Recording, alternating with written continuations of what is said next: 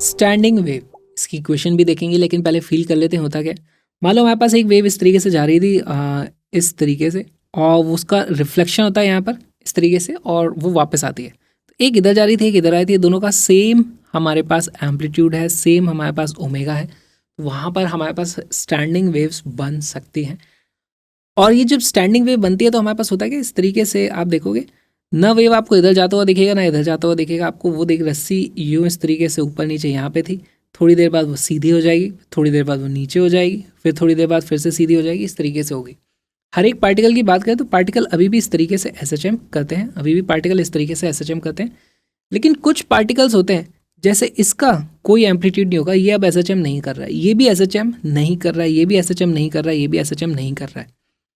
इस पार्टिकल की बात करूँगा तो ये मैक्सिमम एम्पलीट्यूड के साथ SHM कर रहा है, ये भी मैक्सिमम एम्पलीट्यूड के साथ SHM कर रहा है, और ये वाले का एम्पलीट्यूड थोड़ा कम है, ये भी SHM कर रहा है, ये भी SHM कर रहा है।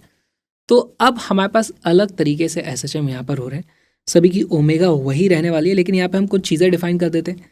जो पॉइंट्स अब SHM नहीं कर रहे उनको हम बोल देते हैं कि वो हमारे नोड हैं, और जिनका मैक्सिमम एम्पलीट्यूड होता है उनको हम बोल देते हैं भाई वो हमारे एंटी नोड्स हैं, वो सबसे ज़्यादा मूव करते हैं। दूसरी चीज़ यहाँ पे हम देखते हैं कि अगर इनिशियली मेरे पास एम्पलीट्यूड A था, एम्पलीट्यूड की मैक्सिमम वैल्यू जो अब हो जाएगी वो हो जाती है 2 टाइम्स A। वो किसका एम्पलीट्यूड होगा? इस वाले पार्टिकल का, है ना। ये यहाँ पे मैं इस तरीके से ड्रॉ कर देता हूँ।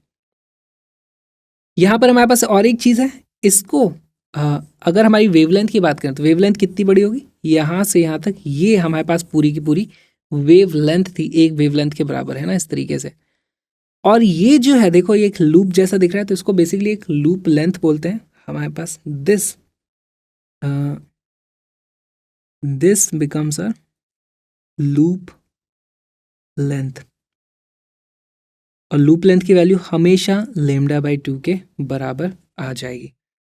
ठीक, और एक चीज़, एक लूप के अंदर अगर बात करूँ, इसको अगर मैं एक लूप बोल रहा हूँ तो इसमें जितने भी पार्टिकल हैं सब के सब सेम फेज में होते हैं, यानी कि सब एक साथ ऊपर जाते हैं, सब एक साथ नीचे आते हैं, सब एक साथ नीचे आते हैं, सब एक तरफ इधर जाते हैं। तो in one loop every particle is in same phase, है ना, all are in phase in one loop. और एक और चीज़, जिस वक्त ये वाले पार्टिकल ऊपर जा रहे होते हैं उस वक्त नेक्स्ट लूप के पार्टिकल नीचे आ रहे होते हैं, उसके भी नेक्स्ट लूप वाले फिर से ऊपर जा रहे होंगे। तो जो अलग अलग लूप्स हैं वो आउट ऑफ फेज चल रहे होते हैं, और उनके बीच में फेज डिफरेंस कितना होता है ये भी सवाल पूछा जा सकता होता है पाई का। जिस वक्त ये ऊपर जाएगा उस वक्त ये नीचे आएगा, जिस वक्त ये इस तरफ एक्सट्रीम पे होगा उस वक्त ये वाला इस तरफ एक्सट्रीम पर होगा। तो यहाँ पर हम ये भी देख सकते हैं, alternate loops are out of phase, या फिर इसी को आप लिख सकते हो delta phi is equal to pi. ठीक है, इसको आपको ऐसे समझना है, एक लूप जब ऊपर जाता है तो हमारा जो दूसरा लूप है वो नीचे जा रहा होता है। इस तरह की चीज़ हमें देखने को मिलती है। अब देखते हैं इसकी इक्वेशंस किस तरीके से बनेंगी।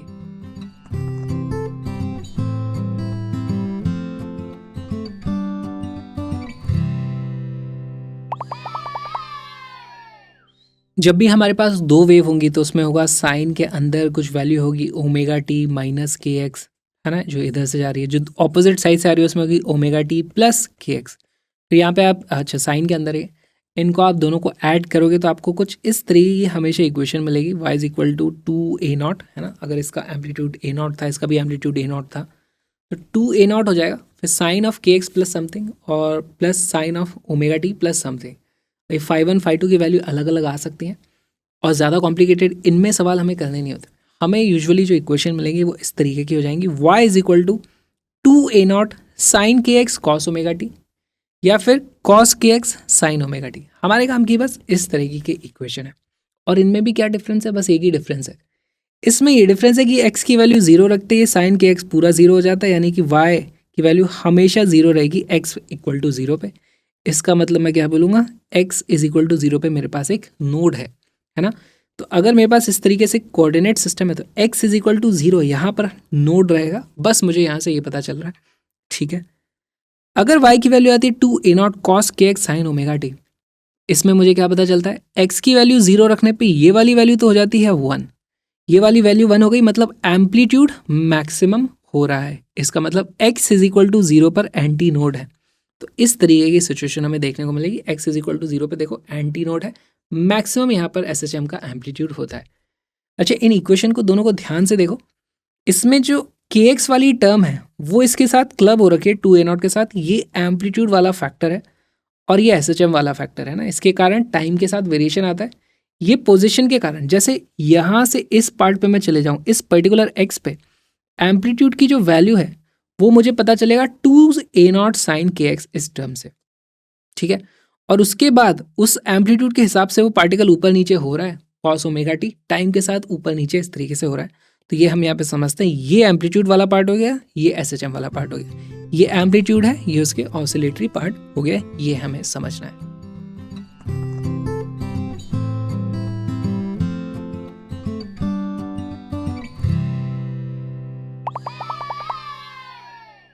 Standing wave is represented bye, हमारे पास स्टैंडिंग वेव की एक इक्वेशन दे दी गई है, where velocity of the wave is. अब वेलोसिटी को कैसे पता करेंगे इसमें, देखो मुझे एम्पलीट्यूड पता चल जाएगा यहाँ से, बाकी चीज़ें क्या मैं देख के बता सकता हूँ। कॉस के साथ ये kx वाली टर्म है, तो क्या मुझे यहाँ से पता चल जाता है k is equal to 0.01। Similarly क्या मैं यहाँ से बता सकता हूँ ओमेगा इज इक्वल टू 100। अब k और ओमेगा आ गया तो क्या मैं वेव की वेलोसिटी बता सकता हूँ? तो वीडियो को पॉज करो, क्वेश्चन को सॉल्व करो, यूनिट्स का ध्यान रखना।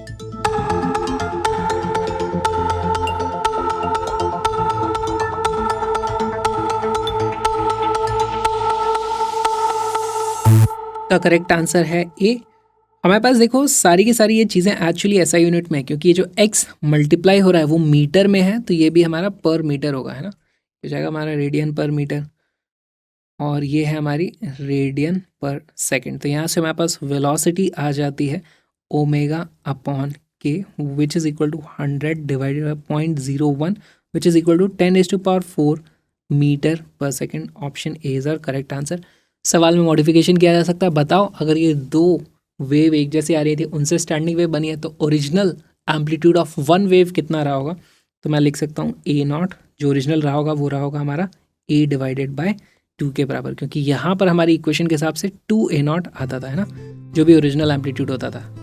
तो ये भी हम बता सकते हैं।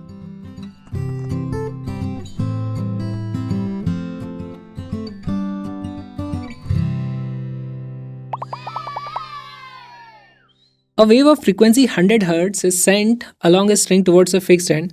When this wave travels back after reflection, a node is formed at a distance of 10 cm from the fixed end of the string. The speed of the incident and reflected waves are. तो speed कैसे पता करोगे यहाँ पर node की distance से? देखो इसमें हम क्या करेंगे, यहाँ से एक वेव जाएगी, टकरा करके वापस आएगी, तो पहले तो स्टैंडिंग वेव बन रही है। स्टैंडिंग वेव की कंडीशन क्या होगी, ये एक फिक्स्ड एंड है, तो यहाँ पर तो पक्का है नोड बनना है। तो पहले हम इस तरीके से हमारी स्टैंडिंग वेव बना लेते हैं। मान लो ये हमारी स्टैंडिंग वेव बनी है, और उसके दिखाने के लिए मैं नीचे वाला भी ऐसे बना देता हूँ, और इससे हमें ये वाली लेंथ पता चल जाती है कि ये है 10 सेंटीमीटर। अब हमें स्पीड बतानी है।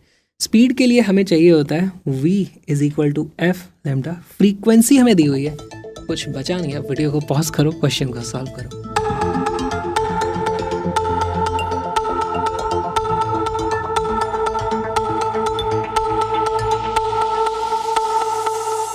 इसका करेक्ट आंसर है सी। अच्छे डायग्राम बनाने का यही फायदा है। देखो ये अगर हमारे पास 10 सेंटीमीटर दिया हुआ है, तो क्या मुझे वेवलेंथ पता चल गई? यहाँ पर वेवलेंथ हो जाती है हमारे पास 20 सेंटीमीटर, है ना। दिस वाज 10 cm, तो मेरे पास वेवलेंथ की जो वैल्यू हो जाती है 20 सेंटीमीटर। तो वेलोसिटी की वैल्यू कितनी हो जाएगी, क्योंकि फ्रीक्वेंसी दी हुई है 100 हर्ट्ज, तो 100 × 20 सेंटीमीटर, ये आ जाता है हमारे पास, कितना आ जाता है 20 मीटर पर second. Option number C is our correct answer, क्योंकि सेंटीमीटर को हमें मीटर पर सेकंड में भी तो लाना पड़ेगा ना, तो इसलिए आंसर आता है हमारा 20। बहुत ही अच्छा सवाल था।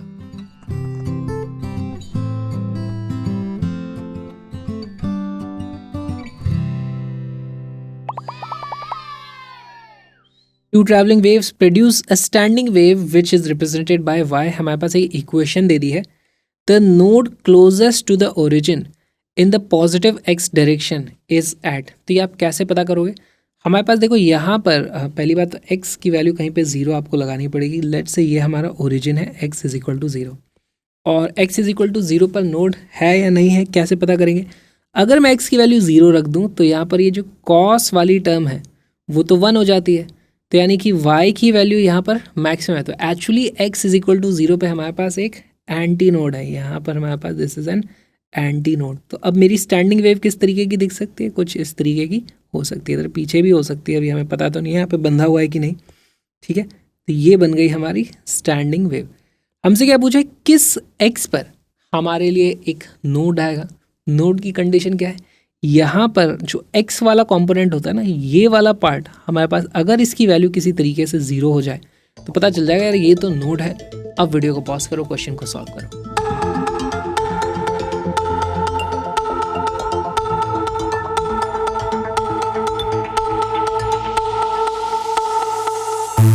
इसका करेक्ट आंसर है बी। देखो यहाँ पर ये जो वैल्यू है ना हमारे पास kx, उसकी वैल्यू हो जानी चाहिए π/2। तो हमारे पास cos of kx is equal to 0 for node, ठीक है। तो यहाँ से हमारे पास kx की वैल्यू कितनी आती है, kx की वैल्यू होनी चाहिए π/2। फर्स्ट पूछा है ना, π/2 पे हमारे पास फर्स्ट टाइम नोड मिलेगा, उसके बाद हमारे पास यहाँ पे सेकंड वाला भी आ रहा है, तो वो सब चीज़ें अभी हम नहीं करेंगे, 3π/2 पे नहीं जाएंगे।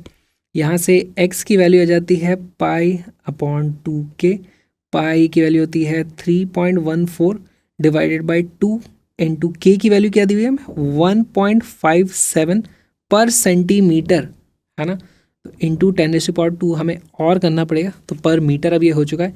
यहाँ पे आप देखोगे ये इस तरीके से सारे के सारे कट जाते हैं, इतने मीटर, तो this turns out to be 0.01 metre, या फिर इसी को आप 10 mm बोल सकते हो। ऑप्शन नंबर बी इज और करेक्ट आंसर।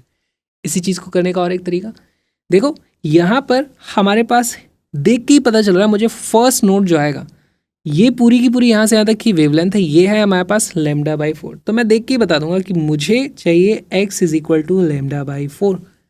λ/4 लेमडा कहाँ से लाऊं, k की वैल्यू होती है 2π/λ। आप यहाँ से भी सॉल्व करोगे एग्जैक्टली सेम आंसर आएगा। एक ही क्वेश्चन को देखने की अप्रोच अलग अलग हो सकती है, तो ग्राफिकली भी बना लिया करो। बहुत सारी बार सवाल ऐसे ही सॉल्व हो जाएंगे कि अच्छा ये इस तरीके से, ये मेरी पूरी एक वेवलेंथ है, ये λ/4 है, तो कैलकुलेशन इस तरीके से कर लूँ, या फिर ये वाला डिस्टेंस λ/2 होता है लूप लेंथ, तो उससे भी बहुत सारे सवाल हो जाते हैं।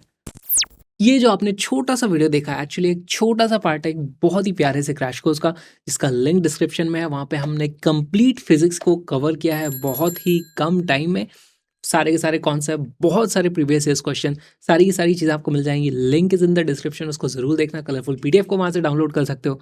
साथ में मेरे व्लॉगिंग चैनल को भी सब्सक्राइब करो, क्योंकि पढ़ाने के अलावा मैं क्या करता हूँ वो भी आपको देख लोगे तो यार अच्छा लगेगा। मुझे कमेंट कर देना प्लीज़। हम मिलेंगे अगले वीडियो में या फिर कंप्लीट कोर्स में। जल्दी आ जाओ, जल्दी आ जाओ।